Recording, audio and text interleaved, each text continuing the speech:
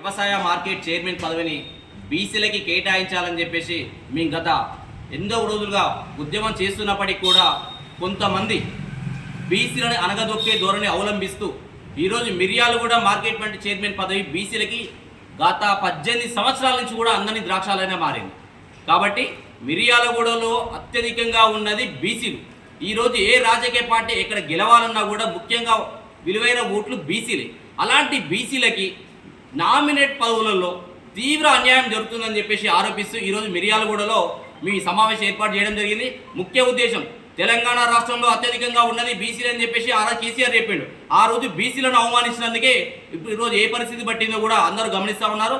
కాబట్టి ఈ రోజైనా సరే తెలంగాణ రాష్ట్రంలో నూతనంగా వచ్చినటువంటి ముఖ్యమంత్రి రేవంత్ రెడ్డి గారు తెలంగాణ రాష్ట్రంలో ఉన్న నామినేట్ పదవులలో ఎక్కువ శాతం బీసీలకి కేటాయించాలని చెప్పేసి మేము డిమాండ్ చేస్తా ఉన్నాం. ఎందుకంటే తెలంగాణ రాష్ట్రంలో అత్యధికంగా ఉన్నది బీసీలే.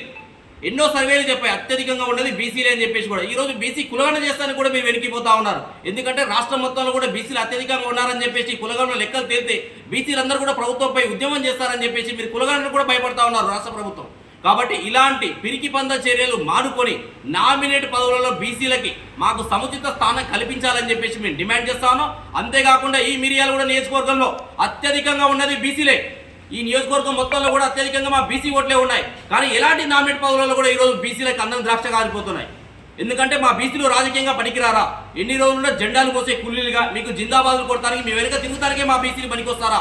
ఈరోజు నామినేట్ పదవులలో బీసీలను ఎందుకు కూర్చోబెట్టలేదు మీరని చెప్పేసి మేము ప్రశ్నిస్తా ఉన్నాం.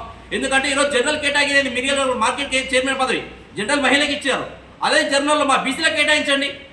గత 18 సంవత్సరాల నుంచి కూడా ఈ రోజు వరకు ఒక్క నామినేట్ పదవులలో కూడా బీసీలకు అవకాశం కల్పించలేకపోతా ఉన్నారు. కాబట్టి మిర్యాలగూడ వ్యవసాయ మార్కెట్ చైర్మన్ పదవిని బీసీలకు కేటాయించాలని చెప్పేసి మేము పెద్ద ఎత్తున డిమాండ్ చేస్తా ఉన్నాం. లేకపోతే మాత్రం పెద్ద ఎత్తున ఆందోళన చేస్తానికి కూడా మేము బయటికి వచ్చి ఉద్యమం చేస్తానికి కూడా మేము వెనకకు పోవని చెప్పేసి కూడా హెచ్చరిస్తా ఉన్నాం. ఎందుకంటే ఈ నియోజకవర్గంలో మార్కెట్ ఏర్పడ్డ తాపు నుంచి ఈ రోజు వరకు కూడా ఒక్క బీసీ కూడా మార్కెట్లో చైర్మన్ పదవిలో కూర్చోలేకపోయాడు. ఇంత వివక్షణ బీసీల పట్ల అని చెప్పేసి మేము ప్రశ్నిస్తా ఉన్నాం. కాబట్టి మిర్యాలగూడ రాజకీయ నాయకులు కానీ ఎమ్మెల్యేలు గారు కానీ ఎంపీ గారు కానీ ప్రతి ఒక్కరు స్పందించి ఇక్కడ మిర్యాలగూడ నియోజకవర్గంలో బీసీలకు గతంలో ఎంత అన్యాయం జరిగిందో ఇప్పుడు కూడా అదే అన్యాయం జరగకుండా మీరు చూడాలని చెప్పేసి మేము ప్రశ్నిస్తా ఉన్నాం. లేకపోతే మాత్రం పెద్ద ఎత్తున ఆందోళన చేస్తానికి కూడా మిర్యాలగూడ బీసీ నాయకులందరూ కూడా సిద్ధంగా ఉన్నాం. మీరు ప్రతి ఒక్క రాజకీయ పార్టీలకు అతీతంగా బీసీలందరూ ముందుకు రావాలి. బీసీలందరూ ముందుకు వచ్చి కొట్లాడిన రోజే మన హక్కులు మనం సాధించుకోగలుగుతాం అని చెప్పేసి కూడా మేము ప్రశ్నిస్తా ఉన్నాం. ఎందుకంటే ఈ మిర్యాలగూడ నియోజకవర్గంలో ఎటు చూసినా కూడా అగ్రవర్ణాల ప్రాతినిధ్యం ఎక్కువగా పెరిగిపోతా ఉంది. ఈరోజు ఓట్ల పరంగా చూస్తే బీసీలవి ఓట్లు మావి, సీట్లు మీవి అయిపోయినాయి. మేము ఓటు వేసి యంత్రాలా ఉంటుందో మీరు సీట్ల మీద కూర్చొని మమ్మల్ని పాలిస్తూ ఉన్నారు. ఇంకా ఎన్ని రోజులు ఈ రాజకీయ చిన్న చిన్న పదవులలో కూడా బీసీలను కూర్చోలేకపోతే మరి మా పరిస్థితి ఏంటి? ఎన్ని రోజులున్న బీసీలు మీకు ఓట్లు వేసి మీకు జిందాబాద్లు కొడతానికి మేము పనికొస్తామా? కాబట్టి మిర్యాలగూడలో ఉన్నటువంటి కొంతమంది ప్రముఖమైన నాయకులు ఆలోచించాలి. దయచేసి మా బీసీలకు దక్కాల్సినటువంటి ప్రతి ఒక్క నామినేట్ పదవుల్ని మీరు దక్కుతానికి మీరు ఖచ్చితంగా మాకు సపోర్ట్గా నిలబడాలని చెప్పేసి కూడా మేము ప్రశ్నిస్తా ఉన్నాం.